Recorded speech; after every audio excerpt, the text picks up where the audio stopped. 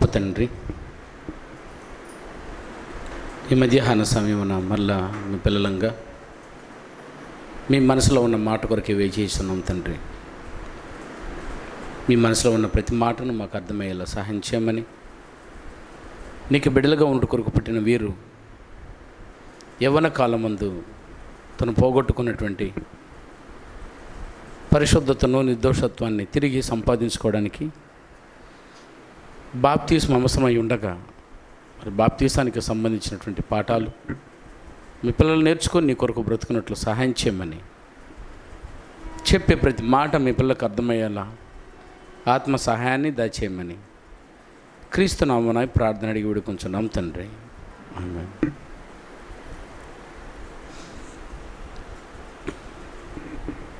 Right. ఎవరైనా ఒక వ్యక్తి బాప్తీసం పొందాలి అని అంటే ఖచ్చితంగా అతను వినవలసిన సంగతులు ఉన్నాయని బైబిల్ హెచ్చరిక చేస్తుంది. ఏది వినాలంటున్నా మా ఎఫెసీయులకు రాసిన పత్రిక 1వ అధ్యాయం 13వ వచనం. ఎఫెసీయులకు రాసిన పత్రిక 1వ అధ్యాయం 13వ వచనం. వీరును సత్యవాక్యమును అంటే అనగా మీ రక్షణ సువార్తను విని, దేని వినాలంటైనా రక్షణ సువార్తను విని క్రీస్తునందు విశ్వాసం ఉంచి వాగ్దానం చేయబడిన ఆత్మచేత ముద్రింపబడితిరి. ఏ వ్యక్తి అయినా బాప్తీసం పొందాలి అంటే ఖచ్చితంగా వారు రక్షణ అనే సువార్తను విని ఉండాలట. కనుక రక్షణ సువార్త మిమ్మల్ని రక్షిస్తుంది. ఎక్కడెక్కడ నుండి అని అంటే పాపము నుండి, ఉగ్రత నుండి, తీర్పు నుండి మిమ్మల్ని రక్షిస్తుంది. తేనా? కనుక మొదట పాపము నుండి ప్రతి వ్యక్తి రక్షింపబడాలి. అంటే పాపము నుండి రక్షణ పొందాలంటే ఇదిగో రక్షణ అనే సువార్తను మీరు వినాలి. సో రక్షణ సువార్త అని అన్నప్పుడు సువార్తలు ఉన్నట్టు కనబడుతుంది. అది మీకు తెలియజేశాను. సువార్తలు ఉన్నాయి. ఏదేదటనైనా భిన్నమైన సువార్త ఉంది, క్రీస్తు యొక్క సువార్త ఉంది. క్రీస్తు యొక్క సువార్త అన్న, అపోస్తుల యొక్క సువార్త అన్న, పౌలు గారు అది నా సువార్త అని అన్నాడు. ఈ సువార్తలన్నీ రక్షణ సువార్తకు దాదాపు నానార్థాలుగా పిలువబడుతున్నాయి. అందులో ఈ రక్షణ సువార్త అనే దానిని వింటే కానీ వ్యక్తి బాప్తీసం పొందడు. రక్షణ సువార్తను వినకుండా కూడా బాప్తీసం పొందేసే వాళ్ళు ఉన్నారు నాన్న. సడన్గా ఏదో ఒక పాఠం విని, ఏదో ఒక మీటింగ్లోకి వెళ్ళి నేను కూడా ప్రభువుని అంగీకరిస్తానని ఏదో ఒక వాక్యం చదివేసి ఈ వాక్యం నన్ను ఆకర్షించింది, ఈ వాక్యం నన్ను రక్షించింది అని చెప్పి బాప్తీసాలు ఒకే రోజు పొందేసుకుంటున్న వారు కూడా లేకపోలేదు. కానీ వాక్యం ఏముంటుందో ఒకసారి చూడండి. అపోస్తల కార్యములు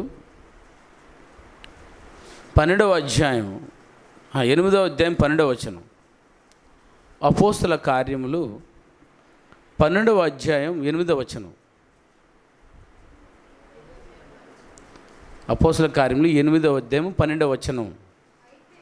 అయితే ఫిలిప్పు దేవుని రాజ్యమును గూర్చి, యేసుక్రీస్తు నామమును గురించి సువార్త ప్రకటించుచుండగా, ఏ సువార్తను?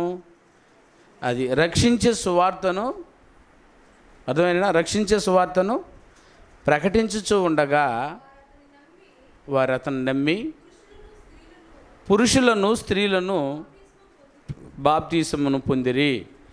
ఏ వ్యక్తి అయినా బాప్తీసం పొంది ఉండాలంటే ఏం వినాలంటైనా? సో రక్షణ సువార్తలు ఏవేమి ఉన్నాయని చెప్తున్నాడు? దేవుని రాజ్యమును గురించి, యేసుక్రీస్తు నామమును గురించి. ఈ రెండు సంగతులను వ్యక్తి వినకుండా అది సువార్త అనబడదు. సో సువార్తలు ఈ రెండు భాగాలు ఉన్నాయి. ఒకటి దేవుని రాజ్యమును గూర్చి, క్రీస్తు నామమును గూర్చి. ఈ రెండింటిని వినగలిగితే సంపూర్ణమైన సువార్త అవుతుంది. ఏ ఒక్కదాన్ని వింటే అది సంపూర్ణమైన సువార్త కాదు. కనుక ఆనాడు సంపూర్ణంగా సువార్తను విని కొంతమంది స్త్రీలను పురుషులను బాప్తీసం పొందారు. అర్థమైందా? కాబట్టి ఒక వ్యక్తి బాప్తీసం పొందాలంటే ఖచ్చితంగా సువార్తను వినదే బాప్తీసం పొందలేదని అన్నప్పుడు సువార్తలో ఉన్న 2 భాగాలను నేర్చుకొని విన్నట్టు ఉంది. సరేనా? వారు దేవుని రాజ్యమును గూర్చి పూర్తిగా వారికి విశదపరిచినందున కొంతమంది బాప్తీసం పొందారు.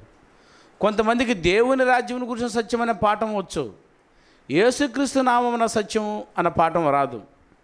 అది తెలుసుకొని కొంతమంది బాప్తీసం పొందినట్టు చూడగలం. కనుక ఏ వ్యక్తి అయినా బాప్తీసం పొందాలి అని అంటే ఖచ్చితంగా దేవుని రాజ్యంలోను క్రీస్తు నామంలోనూ ఉన్నటువంటి పాఠాలు అంగీకరించాలి. సో దేవుని రాజ్యము అని అంటే ఏది అని అంటే, దేవుని రాజ్యం అంటే ఏదైనా పరలోకం. పరలోకంలో ఎవరెవరు ఉన్నారు? పరలోకంలో ఎవరెవరు ఉన్నారు అయినా? పరలోకంలో ఎవరెవరు ఉన్నారో కూడా తెలియకుండా బాప్తీసం పొందిన వాళ్ళు ఉన్నారు. అసలు బాప్తీసం ఎలా అవుతున్నాయినా అది? కనుక పరలోకంలో ఎవరెవరు ఉన్నారట?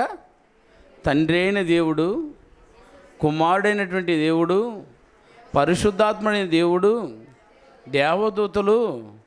అక్కడ అవసరం దేవుని సంకల్పము, మానవుని గూర్చిన సత్యము అనేనా, మానవుని పతనము, దేవుని విమోచన పథకము, పరిశుద్ధాత్మను గూర్చిన సత్యము, అదేనా, ధర్మశాస్త్రంను గూర్చిన సత్యము. మీకు లిస్ట్ ఇచ్చాను. కనుక అందులో ఉన్న పాఠాలను వినకపోతే అది సువార్త ఎలా అవుతుంది? దేవుని రాజ్యాన్ని గురించి.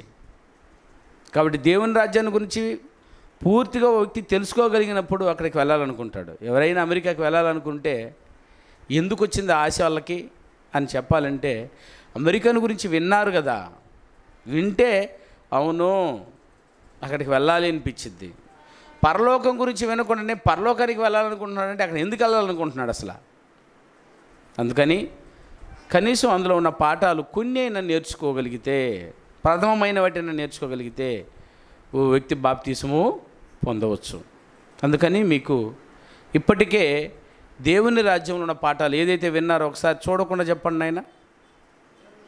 దేవుని గూర్చిన సత్యం విన్నారు, మానవుని గూర్చిన సత్యం విన్నారు, మానవుని పతనము విన్నారు, దేవుని విమోచన పథకం విన్నారు, దేవుని సంకల్పం గురించిన సత్యం విన్నారు, ధర్మశాస్త్రం గురించిన సత్యం విన్నారు, దేవుని రాజ్యం అనేది విన్నారు, దేవదూతలు గురించిన సత్యమును విన్నారు. ఇక మిగిలి ఉన్నది పరిశుద్ధాత్మను గురించిన సత్యం. ఓకేనైనా? ఈరోజు పరిశుద్ధాత్మను గురించిన సత్యాన్ని నేర్చుకునే ప్రయత్నం చేద్దాం. పరిశుద్ధాత్ముడు అంటే ఎవరో తెలియకుండా అసలు బాప్తీసం ఎలా పొందుతావు చెప్పు? నువ్వు బాప్తీసం పొందడానికి పరిశుద్ధాత్ముడిది కీలకమైన పాత్ర ఉంది. ఆయన పాత్ర ఏదో తెలుసుకోకుండా మీరు బాప్తీసం ఎలా పొందుతారు చెప్పనైనా? కానీ చాలామందికి పరిశుద్ధాత్ముడు ఉన్నాడన్న సంగతి మాకు తెలియదు అని అన్నారు మొదటి శతాబ్దంలోనే. పౌలు ఎఫెసుకు వచ్చినప్పుడు, పై ప్రదేశాన్ని సంతరించుకుని ఎఫెసుకు వచ్చినప్పుడు ఎఫెసులో ఉన్న కొంతమంది శిష్యులను చూసి మీరు పరిశుద్ధాత్మను పొందితీరా? చదువుతారా? అపోస్తుల కార్యములు 19వ అధ్యాయం.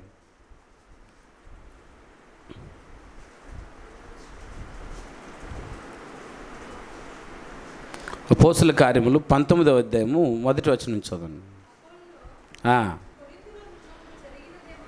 అపోల్లో కొరింథీలో ఉన్నప్పుడు జరిగినదేమనగా, పౌలు పై ప్రదేశమును సంచరించుకుంటూ ఎఫెసునకు వచ్చి కొందరు శిష్యులను చూచి, మీరు విశ్వసించినప్పుడు పరిశుద్ధాత్మను పొందితీరా అని వారిని అడుగగా, వారు పరిశుద్ధాత్ముడు ఉన్నాడన్న సంగతియే మాకు తెలియదు, మేము వినలేదు అని అన్నారు. నిజమేనా?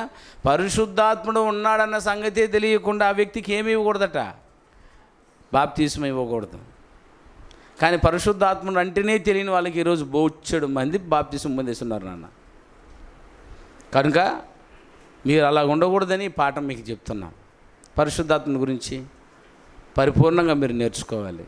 మీరు బాప్తీసం పొందాలంటే పరిశుద్ధాత్మని పాత్ర కీలకమైనది. ఏంటో ఒకసారి చూస్తారా? తీతుకు రాసినటువంటి పత్రిక 3వ అధ్యాయము 5వ వచనం చూడండి. తీతుకు రాసిన పత్రిక 3వ అధ్యాయము 5వ వచనం.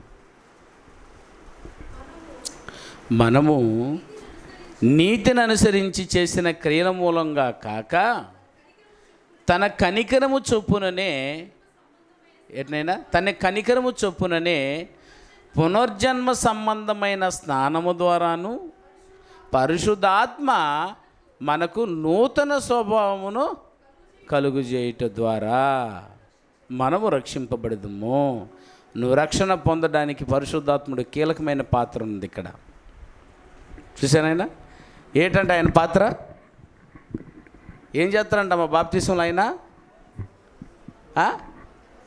నూతన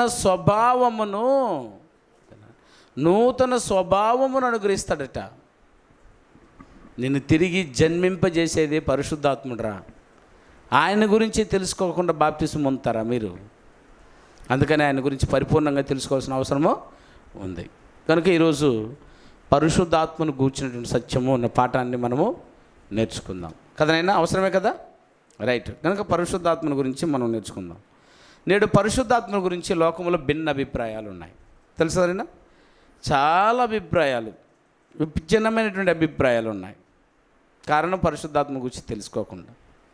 కొంతమంది ఏమంటున్నారంటే పరిశుద్ధాత్మ ఒక శక్తి అనేనా, పరిశుద్ధాత్ముడు పిలిచినప్పుడల్లా వస్తాడు, పరిశుద్ధాత్ముడు వగైరా కార్యక్రమాల్లో ఉన్నాడు అని మీకు అందరికీ తెలుసు. కానీ పరిశుద్ధాత్ముడు ఎవరో ఒకసారి బైబిల్ ఇప్పి చూద్దాం నాయన. మత్తయి సువార్త 28వ అధ్యాయము 18 నుంచి 20 వచనాల వరకు దయచేసి చూద్దాం.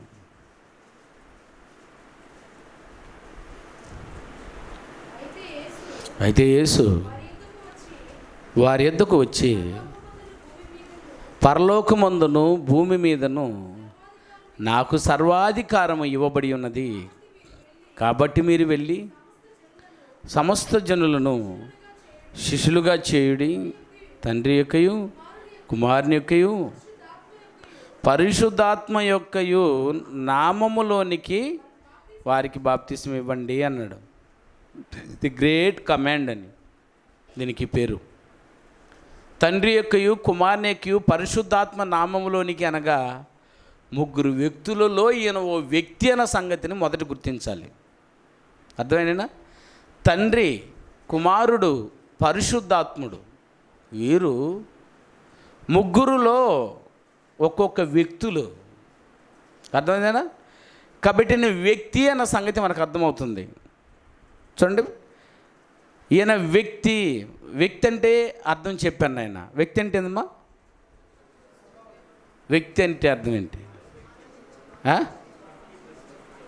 దేవుడు అంటే అది వ్యక్తి అంటే ఆలోచించువాడు, అనుభూతి చెందువాడు, ప్రవర్తించువాడు. ఓకేనైనా? వ్యక్తి అనే పదానికి అర్థం ఏంటంటే ఆలోచించడం, ఆలోచించిన దాన్ని బట్టి అనుభూతి చెందడం, అనుభూతి చెందిన దాన్ని బట్టి ప్రవర్తించడం. దీని పేరు వ్యక్తి. అటు వ్యక్తి కాని వారు ఎవరు చెప్పండి? అదే ఎవరు? వ్యక్తి కాని వారిని ఎవరెవరిని వ్యక్తి కాదని చెప్పగలం? నేనా అమ్మా? జంతువులు వ్యక్తా? కాదు. అర్థమైందన్నా? పశువులు వ్యక్తా? కాదు. ఈ ప్రకృతిలో ఉన్నవి ఏది వ్యక్తి కాదు. అర్థమైందేనా? వ్యక్తి అని అంటే ఆలోచించేవారు. అలాగ ఆలోచించేవారు ఎవరెవరు ఉన్నారు? దేవుడు ఆలోచిస్తాడు, మనుషులు ఆలోచిస్తారు, దెయ్యం కూడా ఆలోచిస్తాడు. అర్థమైందేనా? కాబట్టి వీళ్ళని వ్యక్తులుగా పిలువబడ్డారు. అందులో పరిశుద్ధాత్ముడు ఓ వ్యక్తి, ఆలోచించగలడు, అనుభూతి చెందగలడు, ప్రవర్తించగలడు. గనుక ఇది శక్తి. ఈయన దేవుడే, దేవునిలో నుండి వచ్చిన దేవుని కుమారుడైన దేవుడే ఈయన కూడా. ఈయన శక్తి అది ఇదని పిలవకూడదు. పరిశుద్ధాత్మని ఓ వ్యక్తి అని పిలవాలి. ఏమని పిలవాలన్నా? వ్యక్తి. చూడండి, యోహాను సువార్త 14వ అధ్యాయము 16, 17 వచనాలు చూడండి ఆయన.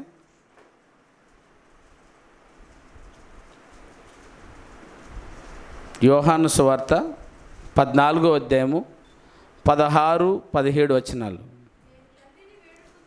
నేను తండ్రిని వేడుకుందును, మీ యొద్ద ఎల్లప్పుడూ ఉండుటకై ఆయన వేరొక ఆదరణకర్తను, అనగా సత్యస్వరూపియగు ఆత్మను మీకు అనుగ్రహించను. లోకము ఆయనను అని చూడండి, అక్కడ అండర్లైన్ చేయండి ఆ మాటను. లోకము ఆయననా అదినా?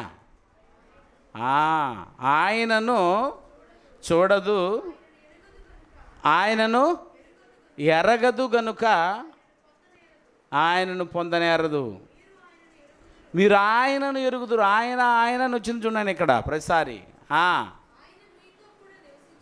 ఆయన మీతో కూడా నివసించునట, మీలో ఉంటాడట. అంత గొప్ప మాట నాయన. ఆయన అంటే ఓ వ్యక్తినా? శక్తి మాత్రమే కాదు, శక్తిలో వ్యక్తిత్వం ఉన్న ఆయన పరిశుద్ధాత్ముడు. ఓకే, కాబట్టి మీకు ఇప్పుడే అర్థమైపోయింది అనుకుంటాను ఆయన అని. ఇంకా చాలా రెఫరెన్స్లు ఉన్నాయి నాయన. కొరింథీయులకు రాసిన మొదటి పత్రిక 2వ అధ్యాయం 10వ వచనం. కొరింథీయులకు రాసిన మొదటి పత్రిక 2వ అధ్యాయం 10వ వచనం. మనకైతే తన ఆత్మ వలన మనకు బయలుపరిచి ఉన్నాడు, అన్నింటినీ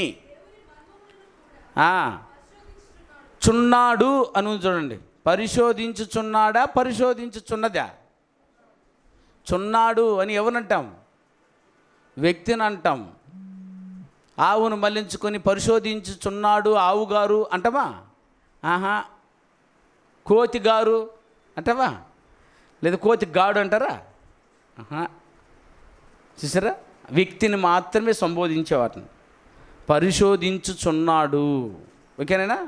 ఇంకా చూడండి, రోమీయులకు రాసిన పత్రిక 8వ అధ్యాయము 26 నుంచి 27 వచనాల వరకు. అటువలే ఆత్మయు మన బలహీనతను చూచి సహాయము చేయుచున్నాడు. ఓకేనా? ఎలయనగా ఎలాగూ ప్రార్థన చేయవలెనో మనకు తెలియదు గనుక ఉచ్చరింప సఖ్యము కాని మూలుగులతో ఆత్మ తానే మన పక్షముగా విజ్ఞాపన చేయుచున్నాడు. ఈయన వ్యక్తి. అదేనైనా ఇంకా చూస్తామా? ఎఫెసీయులకు రాసిన పత్రిక 4వ అధ్యాయము 4వ వచనం. ఎఫెసీయులకు రాసిన పత్రిక 4వ అధ్యాయము 4వ వచనం. శరీరం ఒక్కటే, ఆత్మయు ఒక్కటే అనలేదు. ఆత్మయు ఒక్కడే, డే. ఓకేనైనా? వ్యక్తి. సో ఇంతవరకు పరిశుద్ధాత్ముడు ఎవరు అని చూసామనైనా? ఆయన ఒక వ్యక్తి అన్న సంగతిని మనం చూసాం. Any doubt? అదేనా? పరిశుద్ధాత్ముడు ఒక వ్యక్తి. వ్యక్తిలో శక్తి, శక్తి ప్లస్ వ్యక్తి ఈజ్ ఈక్వల్ టు దేవుడు. దేవునిలో నుండి వచ్చిన దేవుని కుమారుడు దేవుడే. రాజుకు పుట్టినవాడు ఏమవుతాడు నైనా? రాజు అవుతాడా, పిరికోడవుతాడా? రాజే. కనుక దేవుడు, పరిశుద్ధాత్ముడు కూడా దేవుడే, శక్తిలో వ్యక్తిత్వం ఉన్నవాడు. ఇంకా చెప్పాలని అంటే ఈయన ఎవరు అని అంటే యేసుక్రీస్తు తరువాత జన్మించబడిన పరిశుద్ధాత్ముడు. అరేనా? యేసుక్రీస్తు వారు జన్మించబడితే ఆయన ఏమయ్యాడు? తండ్రిని దేవునికి కుమారుడైతే మరి రెండవసారిగా పుట్టినటువంటి పరిశుద్ధాత్ముడు ఎవరు అన్నమాట? అంతేనైనా? కుమారుడే. ఇంతవరకు పరిశుద్ధాత్ముడు దేవునికి కుమారుడు అన్న సంగతి తెలుసుకోకుండా కూడా బాప్తీసాలు పొందిన వారు ఉన్నారు నాయన. కూర్చోరా. చూడండి ఒకసారి గలతీయులకు రాసిన పత్రిక 4వ అధ్యాయం 4-5 వచనాలు. గలతీయులకు రాసిన పత్రిక 4వ అధ్యాయం 4-5 వచనాలు. అయితే కాలము పరిపూర్ణమైనప్పుడు దేవుడు తన సొంత కుమారుని పంపెను.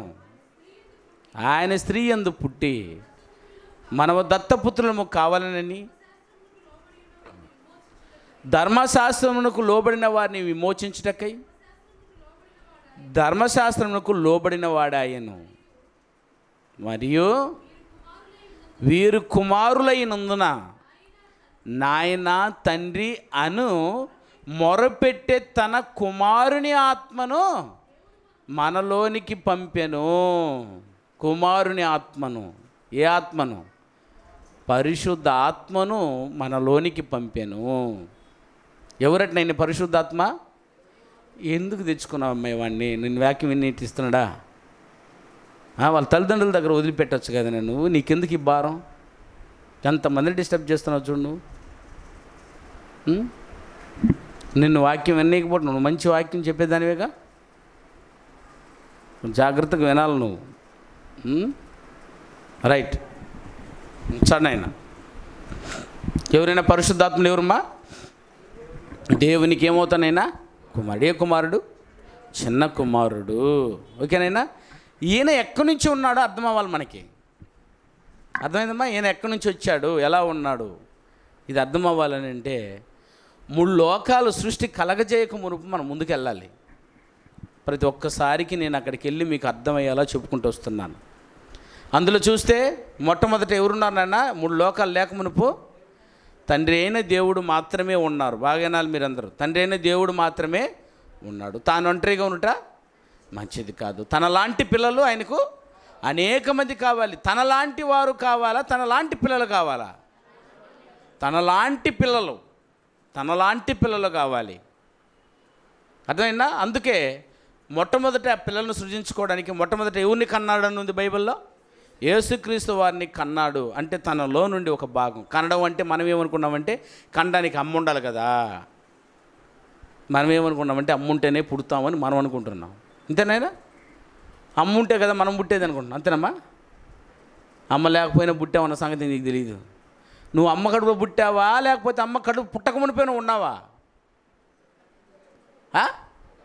అమ్మ కడుపున పుట్టావా? అమ్మ కడుపున పుట్టక మునిపోయినా ఉన్నావా? ఉన్నావు.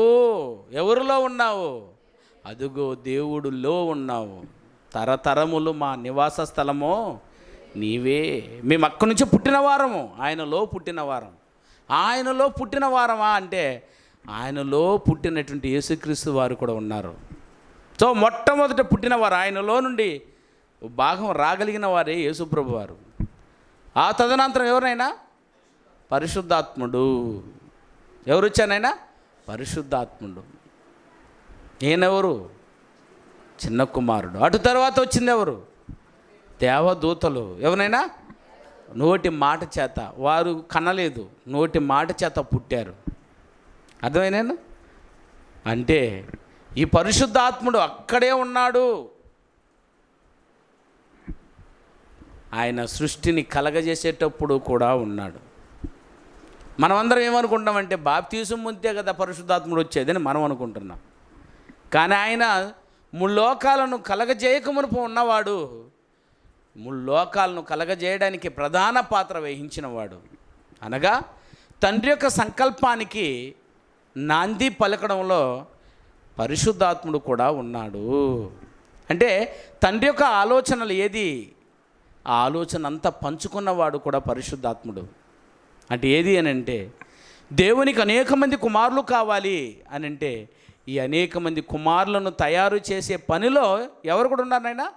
పరిశుద్ధాత్ముడు కూడా ఉన్నాడు. అందరి ప్రయోజనం నిమిత్తం ఉన్నవాడట ఈయన. ఇప్పుడు కాదు, అందరి ప్రయోజనం అంటే ఆదాముకు ప్రయోజనం పడ్డవాడే. ఆరిన నేల మీద భూమి మీదకి మనుషులన్న వారు వస్తే మనుషులందరి ప్రయోజనాలను చూసిన వాడే పరిశుద్ధాత్ముడు. కొరింథీయులకు రాసినటువంటి మొదటి పత్రిక 12వ అధ్యాయం 7 నుంచి 11 వచనాల వరకు చూడైనా. కొరింథీయులకు రాసిన మొదటి పత్రిక 12వ అధ్యాయం 7వ వచనం నుంచి చూడమ్మా. అయినను అందరి ప్రయోజనము కొరకు ప్రతివానికి ఆత్మ ప్రత్యక్షత అనుగ్రహించబడుచు ఉన్నది. ఎలాగనగా ఆత్మ మూలంగా బుద్ధివాక్యమును, మరి ఒకనికి ఆత్మను అనుసరించి జ్ఞానవాక్యమును, ఆత్మ వలనే విశ్వాసమును, స్వస్థపరచు వరములను, అద్భుత కార్యములు చేయు శక్తిని, మరి ఒకరికి ప్రవచన వరమును, ఆత్మ వివేచనయు, నానా విధమైన భాషలు మాట్లాడు, మరి ఒకరికి భాషముల అర్థము చెప్పు శక్తియు అనుగ్రహింపబడి ఉన్నది. ఒక్కటే ప్రతివానికిని, అది ఏదో ప్రతివానికి ఏం చేశాడు ఆయన? పంచి ఇచ్చుచు కార్యసిద్ధి కలగజేయుచున్నాడు.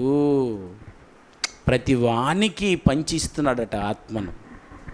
ఈయన ఈ పాఠం పూర్తిగా తెలియకుండా ఈ దుర్మార్గులు లోకంలోకి వెళ్ళి పరిశుద్ధాత్మ గురించి చండాలంగా మలికేశారు నన్ను.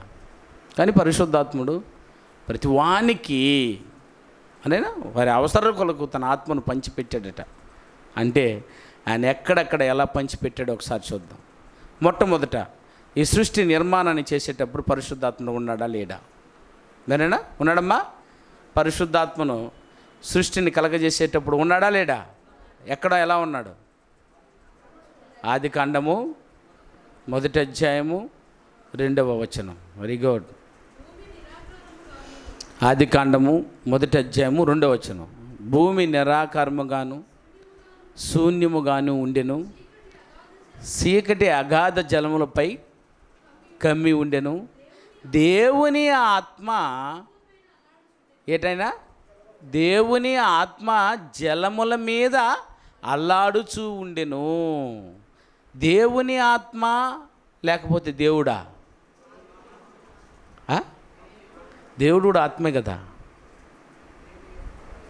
చాలా బాగా అర్థం చేసుకోవాలి. దేవుడు ఎవరినైనా యోహాను సువార్త 24:24 ప్రకారం, యోహాను సువార్త 4:24 ప్రకారం దేవుడు ఆత్మ కనుక ఆయన ఆరాధించువారు ఆత్మతోనూ సత్యముతోనూ ఆరాధించు అన్నాడు. మరి ఇక్కడ దేవుని ఆత్మ అంటే ఇది దేవుని ఆత్మ అంటే తండ్రి అనుకునేదా, పరిశుద్ధాత్మ అనుకునేదా, నేనైనా యేసుక్రీస్తు ఆత్మ అనుకునేదా? ఎవరు అనుకుంటా అని ఎట్టంటావు? దేవుని ఆత్మ అంటే యేసుక్రీస్తు దేవుని ఆత్మ కాదా? నువ్వు దేవుని ఆత్మ కాదా? మనం కూడా దేవుని ఆత్మ నుండి వచ్చిన ఆత్మలము కామా? దేవుని యొక్క ఆత్మ అంటే పై సెంటెన్స్ చూడకుండా కింద సెంటెన్సే చూస్తే చెప్పలేవు నువ్వు. ఇక్కడ 3 సందర్భాన్ని చెప్పడానికి ప్రయత్నిస్తున్నాడు. మొదటి వాక్యం చూడు అందరూ. ఆది యందు ఏమని ఉంది నాయనా? దేవుడు. ఓకేనా? ఆది యందు దేవుడు భూమి ఆకాశములను సృజించాను. అక్కడ దేవుడు వచ్చేసాడు నాయన. అక్కడ దేవుడు ఉన్నాడు, తన పనిని ఆయన చేశాడు. తర్వాత ఇంకేం చేశాడట? 2వ వచనంలో భూమి నిరాకారముగాను శూన్యముగాను ఉండెను, చీకటి అగాధ జలంపై కమ్మి ఉండెను, దేవుని ఆత్మ. ఇక్కడ దేవుడు అని చెప్పు. దేవుని ఆత్మ అని ఎందుకు చెప్పాల్సి వచ్చింది? అర్థమైంది. ఈయన వేరే వ్యక్తి అన్నది అక్కడ అర్థమవుతుంది. గలతీ 4:4లో చూసినట్టు కుమారుని ఆత్మ అన్నాడు. లేదా ఆత్మ అయితే దేవుడు ఆత్మ అనాలి, మళ్ళా లేదా దేవుడా నేను ఉండాలా. అర్థమవుతుందా లేదా? అది కనుక కుమారుని ఆత్మ ఎవరైనా పరిశుద్ధ. సృష్టిలో 3 తమ పనులు చేసినట్టు వాక్యంలో ఉంది నాయన. సృష్టిని కలగజేసేటప్పుడు తండ్రి పాత్ర ఉంది, కుమారుని పాత్ర కూడా ఉంది. కుమారుని పాత్ర ఉందా లేదా చూడైనా? యోహాను సువార్త 1వ అధ్యాయము 2వ వచనం. యోహాను సువార్త 1వ అధ్యాయం 2వ వచనం. ఆయన ఆది యందు దేవుని యొద్ద ఉండెను, సమస్తమును ఆయన మూలముగా కలిగెను. విన్నైనా కలిగినది ఏదియు ఆయన లేకుండా కలగలేదు. ఎవరైనా వాక్యం అనే క్రీస్తు. ఓకేనైనా? సృష్టిలో ఈయన కూడా ఉన్నాడా? తండ్రి కూడా ఉన్నాడా? కుమారుడు ఉన్నారా? ఒక్కరైతే ఆయనకి ఏమైనా భయం అయినా నేను ఒక్కరినే చేశాను అని చెప్పడానికి మీకేమైనా భయపడాలి ఆయన? కానీ కొంతమంది ఏమంటారైనా ఆయనే ఈయన, ఈయనే ఆయన అని రుద్ది ఈ విశ్వాసాన్ని నాశనం చేసేస్తున్నారు నాన్న. ఓకేనా? సో సృష్టిని కలగజేసేటప్పుడు పరిశుద్ధాత్ముడు ఉన్నాడా లేడా? లేదా ఇప్పుడు మాత్రమే ఉన్నాడా? బాప్తీసం పొందినప్పుడు పరిశుద్ధాత్ముడు లేదా పాట పాడినప్పుడు దిగుతాడే ఆయన? పాట పాడితే దిగుతాడు నాన్న, పాట అయిపోతే ఎక్కెళ్ళిపోతాడు మరలా. తప్పు నాన్న. ఖచ్చితంగా మీరు పరిశుద్ధాత్మ గురించి పరిపూర్ణంగా తెలుసుకున్నవారై ఉండాలి. అని లేఖనానుసారంగా ఇప్పుడున్నవాడు కాదు ఆయన, లోకాలు కలగక మునుపు ఉన్నవాడు, పుట్టినవాడు. ఆ తర్వాత ఎవరైనా సృష్టి ఆరంభములో తన పాత్రను కలిగి ఉన్నవాడు. రెండవది చూడండి, ఆయన దేవుని కొరకు ఇశ్రాయేలీలు ప్రత్యక్షపు గుడారాలను కట్టారు నాన్న. ఏనా? ప్రత్యక్షపు గుడారాలను కట్టాడు. ఆ గుడారాలు కట్టేటప్పుడు తన పాత్ర ఉందమ్మా. ముఖ్యమైన వాటిని చెప్పుకుని వెళ్తున్నాను. ఇక్కడ మానవుని గురించి చెప్పలేదు, ఏమంటారు మరలా చెప్పేస్తా, ఒక డౌట్ తీరిపోద్ది మీకు. మొట్టమొదట నేల మట్టి నుంచి నరుని నిర్మించాను అన్న దాంట్లో ఎవరెవరు ఉన్నారు ఆయన?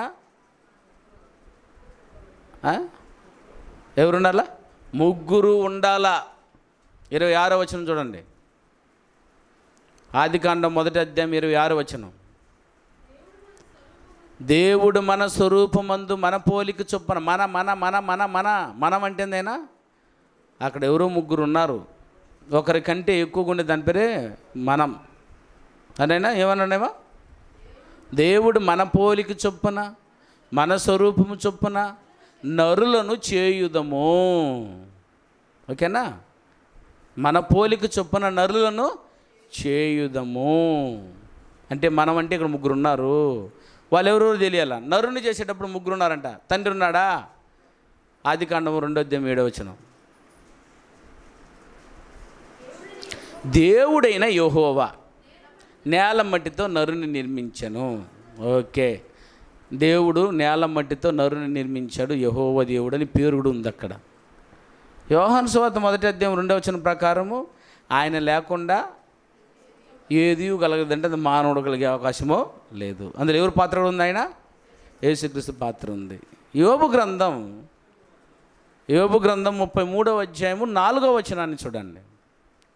యోబు గ్రంథం 33వ అధ్యాయము 4వ వచనం.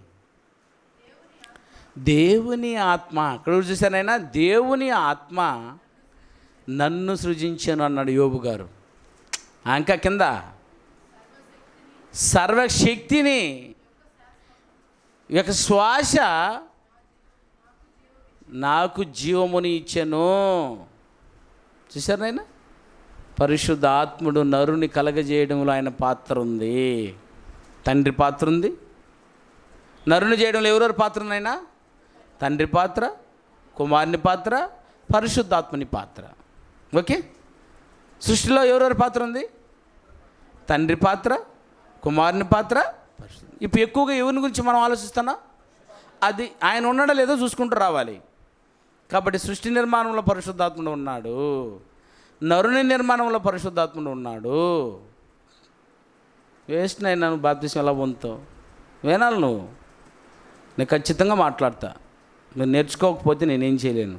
నువ్వు సదా బాప్తిసం ఇయ్యనవు, నేను ఇయ్యను. నేను ఇవ్వాలి అని అంటే నేను అడిగే ప్రశ్నలకు ఖచ్చితంగా సమాధానం చెప్పాలి. చెప్పాలి అని అంటే నువ్వు వినాలి, వినాలంటే నేను చెప్పాలి. నా ధర్మం ప్రకారం నేను చెప్పేస్తున్నా. నీ కర్మ ఇంకా దయచేసి వినేవారికి మాత్రమే నేను ఇస్తాను. కాబట్టి ఇది నాటకాలు లేదు, ఇది నా కొరకు ఏది నువ్వు పొందాల్సిన అవసరం లేవు ఇక్కడ. అందుకని జాగ్రత్తగా వినండి, జాగ్రత్తగా నేర్చుకొని పొందే ప్రయత్నం చేయండి. నేను ఇంత కష్టపడి అరుస్తుంటే మీరు పిల్లలతో ఆడుకుంటే ఎట్లా చెప్పు? నేను సారీ, నేను ఒప్పుకోను అలాగూ. దయచేసి వినాలి. రైట్, చూడైనా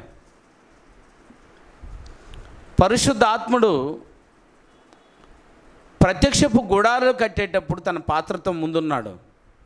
ప్రత్యక్షపు గుడారం అంటే తెలుసు కదా నాయన? ఆ రోజు తండ్రిని దేవుడు, పరలోకమందున దేవుడు పరలోకంలో ఉండడానికి ఇష్టపడలేదమ్మా. ఎందుకు అని అంటే ఆయనకు కావాల్సింది మీరు అంటే మనమేమో భూమి మీద ఉన్నాం, ఆయనేమో పరలోకమందు ఉన్నాడు. అది ఆయనకి ఇష్టం లేదు. చూసానైనా నేను వారిలో నివసించి సంచరింతును అను కోరుకున్న దేవునికి ఇది దూరం అనిపించింది. అందుకే దావీదుతో ఒక మాట అన్నాడు దేవుడు. ఏమని తెలుసునైనా, నాతాను అనే ప్రవక్తను పంపించి దావీదుకు ఒక మాట చెప్పించాడు. ఏంటంటే, నాకు ఒక మందిరాన్ని కట్టిస్తాడా అడుగు అని. ఎవరిని? దావీదును. అంటే ఎందుకని? మందిరాన్ని కట్టిస్తావా? దావీదుకు చెప్పు, వెళ్ళి చదువుతారా? లేకపోతే సమూయేలు 2వ గ్రంథం 7వ అధ్యాయం 3వ వచనం చదువునైనా. నాతాను, యెహోవా నీకు తోడుగా ఉన్నాడయ్యా. నాతాను చేత దేవుడు పంపించిన మాట రాజుకు చెప్తున్నాడు దావీదు గారికి. నీకు తోచినదల్లా చెయ్యి. అయితే యెహోవా వాక్కు నాతానుకు ప్రత్యక్షమై సెలవిచ్చినది ఏమనగా, నీవు పోయి నా సేవకుడకు దావీదుతో ఇట్లనుము, యెహోవా ఆజ్ఞాపించినది ఏమనగా, నాకు ఒక నివాసంగా మందిరాన్ని కట్టి ఇవ్వగలవా? ఆయన కింద మందిరం చూసారమ్మా. దేవునికి ఒక మందిరాన్ని కట్టి ఇవ్వమన్నాడు. ఎవరు? దేవుడే. ఎవరి చేత? ప్రవక్త చేత. ఎవరి దగ్గరికి వెళ్ళి? దావీదు దగ్గరికి వెళ్ళి. అంటే ఏనైనా అర్థం, నా మనుషులు, నాకు కావలసిన పిల్లలు భూమి మీద ఉన్నారు, నేనే మాడున్నాను, నాకు ఇష్టం ఉండదు, నువ్వు త్వరితగతంగా కడితే నేను వస్తానన్నాడు. అయితే తొందరగా సీనాయి పర్వతం మీదకి వచ్చాడు. అప్పటికే తెలుసు కదా నైనా, సీనాయి పర్వతం మీదకి వచ్చిన తర్వాత అమ్మయ్య పరలోకం నుండి చేరువ అయినట్టు కనపడింది మనుషులకి. సీనాయి పర్వతం మీద ఆయన ఉన్నాడు, అప్పటికి జనాలు కింద ఉన్నారు, పర్వతం కింద. అది కూడా దూరం అనిపించింది ఆయనకి, ఇష్టం లేదు. ఇంకా చేరువవ్వాలనుకున్నాడు. అప్పుడు ఇదిగో ప్రత్యక్షపు గుడారాలను కట్టించి నేను వస్తాను అక్కడికి అన్నాడు దేవుడు. ప్రత్యక్షపు గుడారాలు కట్టేవాళ్ళు, అతి పరిశుద్ధ స్థలము కట్టేవారు. వారానికల్లా విశ్రాంతి దినం చేరుకునే లోపు ఇశ్రాయేలీయులు నడకలో ఉన్నప్పుడు, నడిచిపోతున్నప్పుడు శనివారం లోపు ప్రత్యక్షపు గుడారాలు కట్టేసేవాళ్ళు. అక్కడ వెళ్ళి తండ్రిని దేవుని ఆరాధించేవారు. అప్పుడు అడుగు అక్కడ పెట్టేవాడు దేవుడు. కనుక సీనాయి పర్వతం నుంచి మరో దగ్గర అయ్యాడు. ప్రజలకు దగ్గర అయినట్టే కదా నాయన. అక్కడ కూడా ఉన్నప్పుడు చూస్తే ప్రజలేమో పరిశుద్ధ స్థలంలో, దేవుడేమో అతి పరిశుద్ధ స్థలంలో. ఈ గ్యాప్ కూడా తట్టుకోలేకపోయినాయన. ఇప్పుడు గ్యాప్ ఉందా? నేను ఇక్కడ ఉన్నాను, మీరు అక్కడ ఉన్నారు. ఎక్కడున్నారు? ఒక్క గదిలోనే ఉన్నాము. కాకపోతే మేడ మీద నేనున్నాను, మేడ కింద మీరున్నారు. స్టేజ్ మీద నేనున్నాను, స్టేజ్ కింద మీరున్నారు. ఇలా ఉన్నా కూడా దేవునికి ఒప్పుకోలేదట. చూసారైనా, నా బిడ్డలకు ఇంత దూరంగా నేను ఉండకూడదని చెప్పి మందిరం కట్టించినప్పుడు మందిరంలో ఇదే పరిస్థితి. దావీదు సొలొమోను చేత మందిరాన్ని కట్టించినప్పుడు అందులో కూడా ప్రత్యక్షపు గుడారాన్ని కట్టినట్టే కట్టారు. పరిశుద్ధ స్థలము, అతి పరిశుద్ధ స్థలం. ఇంకేనైనా యాజకుడు మాత్రమే అతి పరిశుద్ధ స్థలం ఉండేవాడు. పరిశుద్ధ స్థలంలో బలి అర్పించేవారు, విశ్వాసులందరూ వచ్చి కూర్చునేవారు. నాకు అది కూడా ఇష్టపడలేదు అన్నాడు దేవుడు. మరి ఇంకేం కావాలయ్యా అని అంటే, నేను వారిలోనే నివసించాలి అన్నాడు. అర్థమైందేనా? అలాగూ చేరువైన దేవుడు నీలో వచ్చి ఉండాలనుకున్నాడు. ప్రతి ఒక్కరిలో ఇదిగో తలుపునంత నిలిచుండి తట్టుచున్నాను, ఎవరైనా నా స్వరం విని తలుపు తీసినడలా. ఏ తలుపమ్మా? నీ హృదయం అనే తలుపును, ఈ తలుపుగా హృదయం అనే తలుపుని తీసినడలా నేను వానిలోను వాడు నాలోను కలిసి భోజనం కూడా చేస్తామన్నాడు ఆయన. ఇదే ఆయన ఆశ. అంటే పరలోకమందు ఆయన ఒంటరిగా ఉండడం ఇష్టం లేదు, మీతో కలిసి ఉండాలి అని చెప్పి. అర్థమైనా? ఇందుకై ప్రత్యక్షపు గుడారాలు కట్టండి అని అంటే మాకు లెక్కలేమొచ్చు అన్నారు ఆ రోజు. అందుకే ప్రత్యక్షపు గుడాలను కట్టడానికి ప్రముఖమైన పాత్ర పరిశుద్ధాత్ముడినైనా వచ్చాడు. చూడండి, వచ్చి ఏం చేశాడు చూడండి. ఆయన నిర్గమాకాండం, అందరూ బైబిల్ ఇప్పి చూడాలి. ప్రత్యక్షపు గుడారాలు కట్టేటప్పుడు ఆయన ఏం చేశాడు చూడండి. నిర్గమాకాండం 35వ అధ్యాయం 33వ వచనం.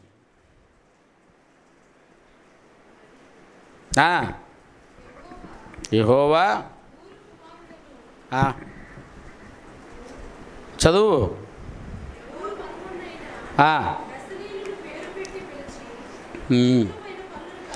విచిత్రమైన పనులను కల్పించుటకు బంగారముతోను వెండితోను ఇత్తడితోను పనిచేయుటకును రత్నములను సానబెట్టి పొదుగుటకును చెక్కుటకును విచిత్రమైన పనులన్నింటినీ చేయుటకును వారికి ప్రజ్ఞ వివేకము జ్ఞానమును కలుగునట్లు దేవుని ఆత్మతో, ఎవరితోనంటైనా దేవుని ఆత్మతో వారిని నింపెను.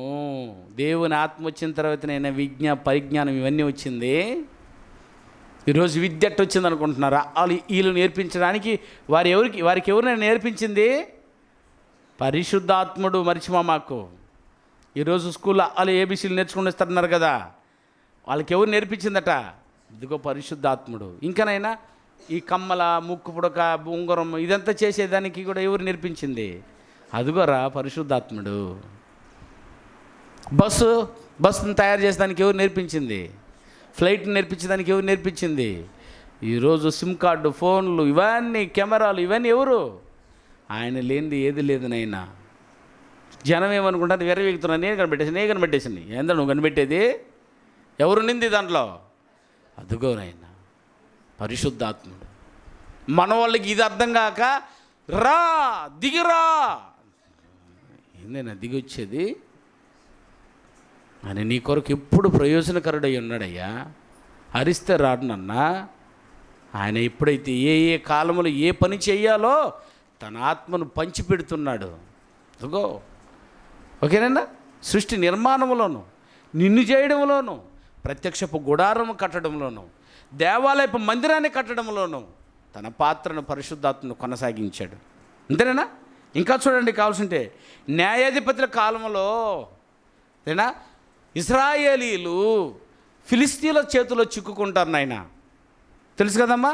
ఫిలిస్తీన్ల చేతిలో చిక్కుకొని ఇశ్రాయేలీలు విడుదల పొందలేక తనకలాడుతూ ఉంటే అప్పుడు దేవుడు బలశాలి అయినటువంటి సంసోన్ని పుట్టిస్తాడమ్మా.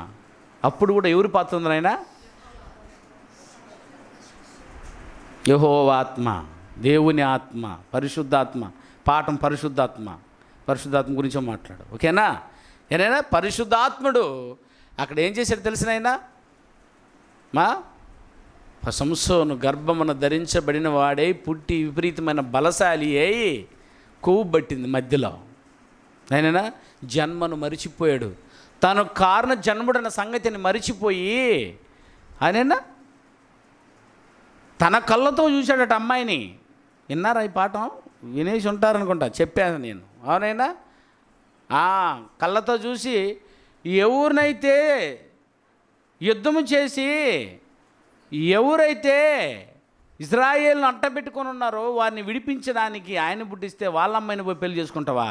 దరిద్రుడా! అంత బలశాలి అయ్యి ఉండి దేవునికి కారణజన్ముడుగా పుట్టిన ఈయన శత్రువు అమ్మాయిని పోయి పెళ్లి చేసుకుంటా లవ్ చేస్తాడు. ఆయన అమ్మ నాన్నలు చెప్తారు, వద్దయ్యా, మనలో లేరా, ఇశ్రాయేలీలో లేరా, సున్నతి పొందిన వారిని చేసుకుంటావు అని అంటే నా కళ్ళతో చూడు. ఎందుకంటే బలం అది ఒక పాఠం పేరు పెట్టాం. అధిక బలం, అధిక ధనం, అధిక సమయం మనిషికి వెర్రి పట్టిస్తుందా అని. వెర్రినైనా ఓకేనైనా అధిక బలం ఉంటే వెర్రి వాళ్ళు అయిపోతారు. ఎందుకంటే ఎవరు ఎదిరించలేరు కదా, వీడే వెర్రి పట్టిపోయి పిచ్చి పట్టిపోతాడు. ధనం ఉందనుకో, విపరీతమైన ధనం ఉందనుకో, చెప్పిన మాట వింటాడా? అది నాశనమే. అధిక సమయం ఉందనుకో, నిద్రపోయి స్వామి అయ్యేసి వస్తాడు. అందుకే అధిక సమయం ఉండకూడదట, అధిక బలం ఉండకూడదట, అధిక ధనం ఉండకూడదట. ముందంటే గర్విష్ఠులు అయిపోతారు నన్న. అధిక ధనము, అధిక బలంలో ఇదిగో సంసోన్ అధిక బలస్తుడు, అధిక ధనస్తుడు. ఎవరినైనా అధిక బలం అంటే సంసోన్ అన్నారు. అధిక ధనం గట్టిగా చెప్పండి, సొలొమోను మహారాజు. Very good. ఓకేనా? అంత కొవ్వు పట్టింది ఆయనకి. 1000 మంది భార్యలే. సార్ చూసారా? గర్వం కదా అదిగా నాశనం అయిపోయాడు. దేవుడు తలదన్నేశాడు తనని. ఇదిగో చూడండి, బలం ఎక్కువగా ఉంది.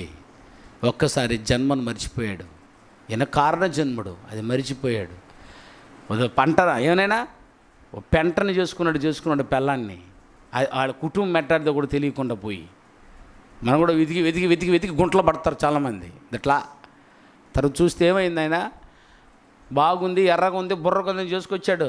2 నెలలు 3 నెలల కాపురం అంతే. ఒక దెబ్బకు తట్టుకోలేకుండా ఎక్కడికి వచ్చేసిందా, అమ్మగారి ఇంటికి. కొద్ది రోజుల కల్లా ఏమైపోయిందమ్మా, ఓవే నాకేమే అనుకుని ఉన్నాడు. మళ్ళీ గుర్తొచ్చింది, మళ్ళీ తెచ్చుకుందాం వాళ్ళు ఎందుకు పోయిందని. మళ్ళీ ఇంటికి వచ్చేలోపు ఆ నాన్న ఎట్లాంటి వాడు తెలుసా, ఇంక వాడు రాడులే. ఎవరు రాడు, అల్లుడు రాడులే అని చెప్పి ఇంకొకటికి ఇచ్చేస్తాడు. దరిద్రుడా, అది ఎట్లాంటి కుటుంబం చూడైనా. అట్లాంటి కుటుంబంలో పోయి పిల్లలు తెచ్చుకున్నాడు. స్టేటస్ తెలుసుకోకుండా కూడా పిల్లల్ని తీసుకొచ్చేవాళ్ళు, ప్రేమించేవాళ్ళు ఉన్నారు. నాయన నేను ప్రేమిస్తే ఈ అమ్మాయికి, నేను ప్రేమిస్తే అబ్బాయిని మా డాడీ నో అనకూడదు అంటే అన్ని అంగులు కరెక్ట్గా ఉండాలి. అది కానీ ప్రేమ అంటే, అమ్మ ప్రేమకి కళ్ళు లేవంట. ఇంకేం ఉందా అది చెప్పండి నాయన. కళ్ళు లేకపోతే ఏమవుతామా, పడి చస్తాం మిద్ది మీద నుంచే. అలా పడి చచ్చాడు. 2 కళ్ళు లోడేశారు. ఎవరికే అవసరమా చెప్పునైనా. ఒక్కసారిగా చూడండి, పెళ్ళం పోయింది, తల్లిదండ్రులు పోయారు, దేవుడు వదిలేశాడు. ఈ గతి ఎవరికి పట్టకూడదు, అది సంసోనికి పట్టిన గతి. ఒక్కసారిగా పోయి ఏదైనా వ్యభిచారి ఒడిలో పడ్డాడు. వ్యభిచారి ఓడకుంటుందనే డబ్బు కోసం ఏమైనా చేస్తుంది. అది వచ్చేసి నీ బలాన్ని కలుక్కునింది. ఎంటుకలంతా ఒక్కసారి బలమంతా ఎందులో ఉంది, నేను దేవుడు ఇచ్చింది ఎంటుకలో ఉంటే ఎంటుకను అదిగో వాడిని పెట్టి గురిగించేసింది. బలమంతా పోయింది, దేవుని మహిమంతా పోగొట్టుకున్నాడు. అప్పుడు ఫిలిస్తీన్లందరూ వచ్చి సింపుల్గా పట్టుకున్నారు, కళ్ళు లోడేశారు, చితుకుపోయి కట్టేశారు. ఇది అటు తరువాత ఒకసారి ప్రార్థన చేశాడు, నన్ను క్షమించయ్యా, నేను తెలియక చేశాను ఇవన్నీ, నాకు మరలా బలాన్ని ఇవ్వ, బ్రతకడానికి కాదు నీ సంకల్పాన్ని నెరవేర్చడానికి అని అన్నప్పుడు, అప్పుడు దేవుని ఆత్మ, పరిశుద్ధాత్మ తనకు బలమనిచ్చి ఒక్కసారిగా మళ్ళా ఇంటికి ఎదిగొచ్చి విపరీతమైన బలముతో తన కట్టబడినటువంటి ఆ మందిరాన్ని, 2 పిల్లర్లతో కట్టబడినటువంటి ఆ మందిరాన్ని పిల్లలతో సహా కూలదోసి 3000 మందిని బ్రతికింటి ఒకవేళ చంపగలిగినంత మనుషుల్ని ఒక్కసారిగా చంపి తను చచ్చాడు. ఇది దేనివల్లైనా, ఎవరి పాత్ర ఉంది? మరి అక్కడ ఆయనకి పాత్ర లేనట్టు మాట్లాడతారు. పరిశుద్ధాత్ముడు అక్కడ ఉన్నాడు. అర్థమైనా? ఎక్కడెక్కడ ఉన్నాడు చెప్పండి, బాగా చెప్పాలి, అర్థమయ్యేటట్టు. అర్థం కాకపోతే చెప్పండి, మళ్ళీ చెప్తాను. పరిశుద్ధాత్ముని పాత్ర ఒకటి సృష్టి ఆరంభంలో ఉన్నాడు, నరుని నిర్మాణంలో ఉన్నాడు, ప్రత్యక్షపు గుడారాలను కట్టేటప్పుడు ఉన్నాడు, సంసోన్, అవునా, న్యాయాధిపతుల కాలంలో సంసోన్ దగ్గర ఉన్నాడు. ఓకేనా? ఇప్పుడు మళ్ళీ ఎక్కడ ఉన్నాడు ఒకసారి చూడండి. రాజుల కాలంలో కూడా ఆయన ఉన్నాడట. నేనైనా సమూయేలు మొదటి గ్రంథం 11వ అధ్యాయం 6వ వచనం చూడండి. ఆయన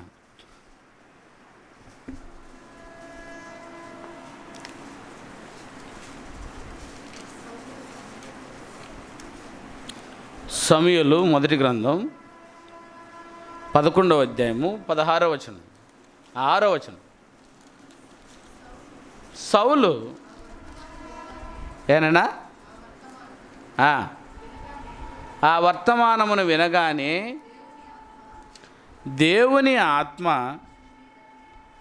ఏనైనా గట్టిగా చదువు అమ్మాయి, అతని మీదికి బలముగా వచ్చెను, అతడు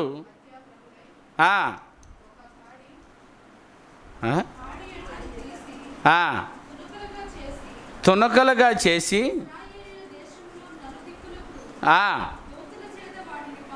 వాటిని పంపి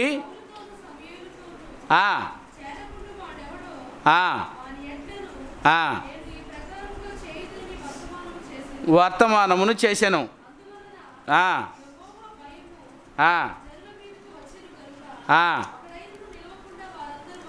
వచ్చిరి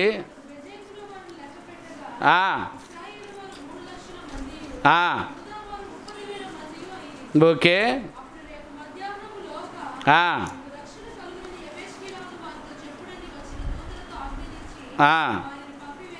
ఓకే. ఓకే.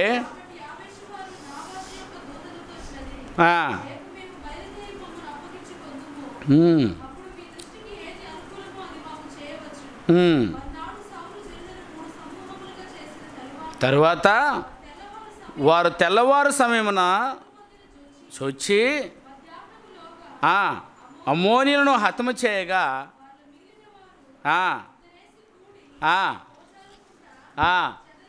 చెదరిపోయిరి.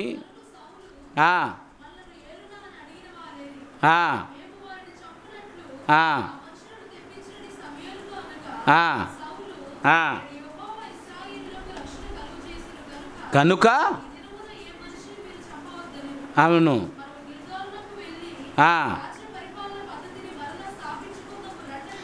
రండని చెప్పి వచ్చి అర్పించి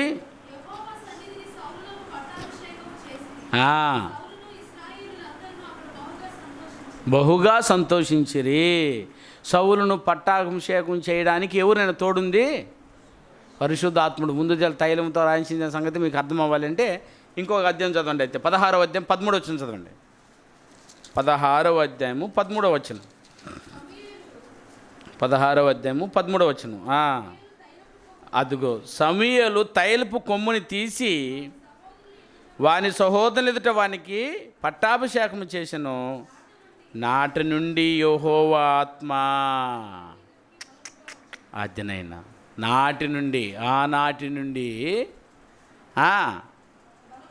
బలముగా బాగా చదివిన ఆనాటి నుండి యెహోవా ఆత్మ దావీదు మీదికి బలముగా వచ్చినందున 10,000 మందిని 5,000 మందిని చంపుకుంటూ వచ్చాడు. అర్థమైందేనా? కాబట్టి పరిశుద్ధాత్మ దావీదు కాలంలో కూడా వచ్చాడు. ఆ బలముతోనే గొలియాతును మట్టి కరిపించాడు. తెలుసు కదా నైనా? గొలియాతు తెలుసా? గొలియాతు తెలుసు అమ్మాయి? ఎంత పెద్దవాడు తెలుసా? ఓయమ్మ, వాడి ఈటి ఎంత తెలుసా? 95 అడుగులట. కోసం ఉంది చూసావా? అక్కడి నుంచి పొడిచి తీసుకోవచ్చు నిన్ను. అంత బలశాలి పిలుస్తున్నాడు ఇజ్రాయేలీయులను. రే ఎవరైనా వచ్చేయండి చూద్దాం, నన్ను గెలిచేయండి, నా రాజ్యానంతా నీకు ఇచ్చేస్తానని చెప్పి ఎవరు పోలేకపోతున్నారు ఇజ్రాయేలీలు. భయం వేసిపోయి సౌలు తడి కూడా తడ మీద వేసుకుని కూర్చోండు మూలలో. అవునమ్మా. అప్పుడు దావీదు బొడ్డోడు, మేకలు మేపుకున్న బొడ్డోడు. ఇంటికి ఒకరు పోయి ఉన్నారు యుద్ధానికి, భయపడుతూ వాడిని గెలవలేకపోతున్నారు. అప్పుడు దావీదు అన్నం తీసుకొని వెళ్ళాడు అన్నోళ్ళకి. అవునైనా రొట్టెలు తీసుకొని వెళ్తే అక్కడ అందరూ కూర్చొని ఉన్నారు. రొట్టెలు ఇవ్వడానికి వెళ్ళినటువంటి దావీదుకి సుర్రుమని మా మాట అక్కడి నుంచి వస్తూ ఉంది. ఆవల నుండి కేకేస్తున్నాడు గొలియాతు. ఏమని? ఇజ్రాయేలీలో మీకు అర్థమైతే చెప్తున్నా, ఇజ్రాయేల్లో మగవాడు లేడా, ఇజ్రాయేల్లో మీసమన్నవాడు లేడా అంటే ఎట్టుంటుంది? నేను అట్టుంటుంది కోత. రండి నా మీదకి యుద్ధానికి, నన్ను ఒక్కడు గెలిచండి చాలని. వీళ్ళు విని విని తుప్పు బయటపోయి గమ్మున ఉన్నారు చెవులు వేసుకొని. ఎవరు? అక్కడున్న ఇజ్రాయేల్ అందరూ. ఈయనకి సూదిలో పుడిచినట్టుంది ఈ మాట. ఎవరికి? ఉలికి పడుతున్నాడు. ఎవరు అక్కడి నుంచి అడుగుతున్నాడు అటండి. వద్దురా అన్నోళ్ళందరూ అన్నారు, నువ్వు నోరు మూసుకుని ఉండరా అంతే. ఎందుకంటే ఉన్న వాళ్ళందరూ బలసాలు గారే ఏంటి? ఏందన్నా ఆఫ్టరాలు ఎవరుడా సున్నత లేని వాడు పోయిందయ్యా, కోతేస్తుంటే గమనున్నారు మీరు, నన్ను వదిలితే ఒక నిమిషం వాడు తల తెచ్చేస్తానన్నాడు. ఈ మాట పక్కన వాళ్ళు వినేసి గబగబా రాజుకు పోయి చెప్పేశాడు. మనలో ఎవరో ఒక అబ్బాయి వచ్చేసి మేమందరం చంపలేమని వీళ్ళు కూర్చుంటుంటే నేను చంపేస్తానని ఒక ఆయన వచ్చి ఉన్నాడు ఇక్కడికి. వెంటనే తీసుకొచ్చేయండి రావండి ఇక్కడికి. మనుషుల మీద తీసుకెళ్ళిపోతున్నారు. ఎవరినే? ఇదిగో రాజు దగ్గర దింపారు. రాజు అన్నాడు, ఏయ్యా నువ్వు చంపుతా. రే జోక్ చేయబాకండ్రా నాయన, ఇప్పటికే తలనొప్పి వచ్చి ఏం చేసి ఉన్నావా? తలను గుడ్డేసుకొని కూర్చొని ఉంటే ఇప్పుడు జోక్ చేసేటట్టు ఎవరిని తీసుకొచ్చి వదిలారాడా? 14 ఏళ్ళ బుడ్డను తీసుకుని వదిలితే ఎట్లుంటుంది నాయన? అందుకు ఆయన అన్నాడు మాట, రాజుకి శివుక్కు మందే. ఎట్రా చంపుతావు వీన్ని? ఈయనెందుకు పట్టుకొచ్చారా అన్నాడు సౌలు. అందుకు అన్నాడు ఆయన, నా ఎలుగుబంటి బారి నుండి, సింహముల బారి నుండి నన్ను రక్షించిన యెహోవా. ఆఫ్టర్ ఆల్ ఈ ఫిలిష్తీయుడు ఎంత, అదేనా ఈ ఫిలిష్తీయుడు ఎంత అసలు సున్నతి లేనివాడు ఈడు. నేను దేవుని బిడ్డను, నన్ను వదిలయ్యా, వాడి తల తెచ్చి తట్లో పెడతాను అన్నాడు. అవునా? అలాగైతే ధైర్యం వచ్చింది మాట రాజుకి. ఎటైనా నమ్మితే, ఎందుకంటే ఎవరు పోనంటున్నారుగా, అటని రాజు యొక్క యుద్ధ వస్త్రాన్ని అంతా తీసుకొచ్చి ఇచ్చాడు ఈయనకి. ఎవరికే? రాజు వస్త్రం ఈయనకి వేస్తే ప్యాంటు పడుతుంది, నాయన దృఢంగా ఊడిపోద్ది, అంతేనా? అంటే ఏ డ్రెస్సు పట్టదు. ఆయనకి వేసిన ఇదేనండి, యుద్ధానికి ముందు ఇది కడతారు చూసారా, అది చాలుంటుంది. ఇవన్నీ నాకు వద్దయ్యో, ఇవన్నీ నువ్వు పెట్టుకో, నేను వెళ్తున్నాను, వదిలే చాలు, తల తెస్తా, అంతే, అంతేనా? వెళ్ళాడు. అదిగో వాగు కాలువ కింద దిగినప్పుడు 5 నున్నటి రాళ్ళు, కానీ చంపింది ఒక రాయే. అమ్మా నా 5 రాళ్ళు ఎందుకు? 5 రాళ్ళు ఏరుకున్నాడని ఉందా, కానీ చంపింది ఏ రాయనైనా? మళ్ళీ 4 రాళ్ళు, 5 ఎందుకు ఏరుకున్నాడు అని. తనకు కుమారులు ఉన్నారంట 4. వస్తే ఒక్కొక్కరు ఒక రాయే, అర్థమవుతున్నాడా? ఒక్కొక్క రాయి ఏరుకొని పోయాడు. అటు పోయి చిలబడితే పిలుస్తా ఉన్నాడు వాడు. నేను వెళ్ళాడు, సోరి నువ్వరా, ఏదో నువ్వు కూడా జోక్ చేస్తున్నావని. రే జోక్ కాదు, నిన్ను తునగా నరికి నా గద్దలకి నక్కలకి వేసి పెడతానన్నాడు ఆయన. ఆహా రా, నా ఈటంత లేదు నువ్వు, అంతేనా అని ఎగిరాడు ఆ పక్కన్నవాడు. అప్పుడు ఆత్మశక్తిని నొందిన వాడే ఒకే రాయి, ఓకేనా, వడిసెలతో విసిరాడు. అవునైనా నడి నెత్తిన దిగి లోపలికి వెళ్ళిపోయింది. వెంటనే కుప్పగోలిపోయాడు గొలియాత్. వెంటనే తన ఖడ్గాని, ఆయుధం కూడా లేదు, ఒక వడిసె తప్ప, వెళ్ళి తల ఆడి ఖడ్గాను తీసి వాడి తల నరికి ఆ తలను తీసుకొచ్చేసి, అర్థమైనా సౌలు రాజు తట్టలో పెట్టి ఇచ్చాడు. ప్రేమైన వాళ్ళరా, ఇప్పటికీ ఆ తల దొరికి, అర్థమైనా లండన్లో ప్యారిస్లో ఒక మ్యూజియంలో పెట్టున్నారంట ఆయన. అబద్ధం కాదమ్మాయి, నిజం. తల దొరికిందట, పెద్ద తల. అది ఎవరిదో కనిపెట్టలేక బుర్ర, ఆ తల బుర్ర మట్టి అన్ని తినేసింది, బుర్ర దొరికింది. ఇది ఎవరిదా అని శాస్త్రవేత్తలు తలబగలు కొట్టుకున్నారు. అనినా మన చేతికి 5 నిమిషాలు చెప్పగలం ఆ తల ఎవరిదో. ఎందుకని? ఆ తలలో నడినెత్తిన బొంద, ఆ బొందలో ఒక రాయి తగులుకుని ఉంది. ఆ రాయి ఎవరేసింది? సులభంగా ఎన్నో లక్షలు కోట్ల రూపాయలు ఖర్చు పెట్టారు కనుక్కోవడానికి. బైబిల్ దగ్గరకు వస్తే చిటుకులు కనిపెట్టేశారు, ఇది పలానా ఆయన తలని. ఇప్పటికీ ఉందంట, ఆయన ప్యారిస్లో పెట్టున్నారట. ఏంటండి చూస్తే ఆ బలం దావీదుకి ఎవరైనా ఇచ్చింది? పరిశుద్ధాత్మ. చూసారా, ఇది పరిశుద్ధాత్మ పాత్ర. కేవలం ఇక్కడికి అనేది మాత్రం అబద్ధమనైనా, ఓకేనా? ఎక్కడి నుంచి ఒకసారి చెప్పండి. సృష్టిని కలగజేసేటప్పుడు ఉంది, మానవుని నిర్మాణం చేసేటప్పుడు ఉంది, ప్రత్యక్షపు గుడాలు కట్టేటప్పుడు ఉన్నాడు ఆయనైనా,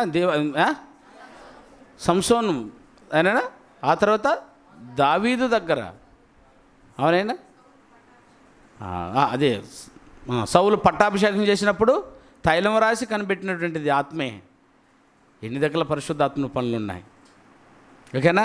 నెల్లూరు బైబిల్ విజ్ఞాన కళాశాల ప్రిన్సిపల్ పి మోజెస్ రఘు గారి కలం గలం నుండి వెలువడిన అద్భుతమైన ఆధ్యాత్మిక ప్రసంగాల ఆడియో, వీడియో, సీడీలు, డివిడీలు మరియు పుస్తకముల కొరకు సంప్రదించవలసిన చిరునామా బైబిల్ ఎడ్యుకేషన్ లెర్నింగ్ సెంటర్ వారి బైబిల్ విజ్ఞాన కళాశాల నెల్లూరు 16-3-350 ముత్యాలపాలెం, రామలింగపురం, నెల్లూరు 524003. సెల్ నెంబర్స్ 9440910008, మరొక నెంబరు 7095910008.